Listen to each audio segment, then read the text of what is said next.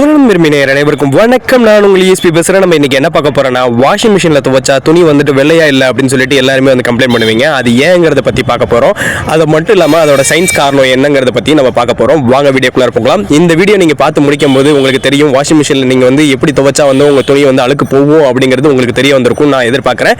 நீங்கள் அது மாதிரி இந்த வீடியோ மூலமாக கற்றுக்கிட்டீங்கன்னா கீழே வந்து கமெண்ட் பண்ணிடுங்க. வாங்க முதல்ல வீடியோக்குள்ளே இருக்கலாம்.